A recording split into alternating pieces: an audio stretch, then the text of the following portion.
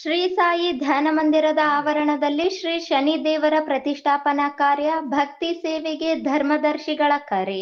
ನಗರದ ಪತ್ರಿಕಾ ಭವನದಲ್ಲಿ ಕರೆದ ಪತ್ರಿಕಾಗೋಷ್ಠಿಯನ್ನು ಉದ್ದೇಶಿಸಿ ಮಾತನಾಡಿ, ಜಿಲ್ಲೆಯ ರಾಯಚೂರು ಗ್ರಾಮೀಣ ವಿಧಾನಸಭಾ ಕ್ಷೇತ್ರದ ವ್ಯಾಪ್ತಿಗೆ ಒಳಪಟ್ಟ ಮುರಹಾಪುರ ತಾಂಡಾದಲ್ಲಿ ಸನ್ 2014-15ನೇ ಸಾಲಿನ ತಾಂಡಗಳಲ್ಲಿ ಆರೋಗ್ಯ ಮತ್ತು ಮೂಲ ಸೌಕರ್ಯ ಯೋಜನೆಯಡಿ ಅಂಗನವಾಡಿ ಕಟ್ಟಡ ನಿರ್ಮಾಣ ಕಾಮಗಾರಿಯನ್ನು ಅಪೂರ್ಣಗೊಳಿಸಿ ಅನುದಾನ ದುರ್ಬಳಕೆ ಮಾಡಿಕೊಳ್ಳಲಾಗಿದೆ ಎಂದು ಮಂಡಳ ಪಂಚಾಯಿತಿ ಮಾಜಿ ಸದಸ್ಯ ಗಣೇಶ್ ನಾಯಕ ಆರೋಪಿಸಿದರು.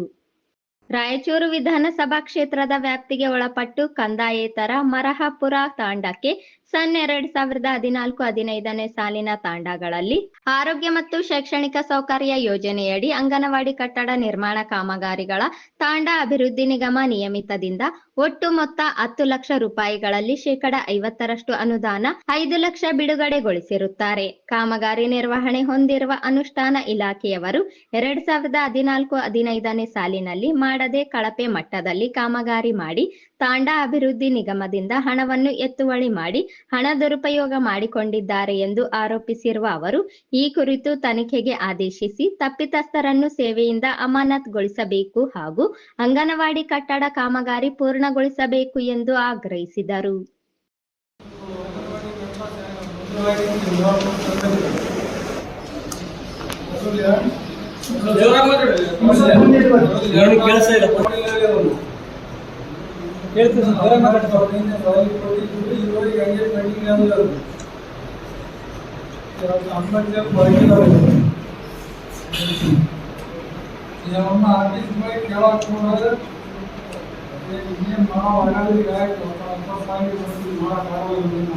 ಯಾವ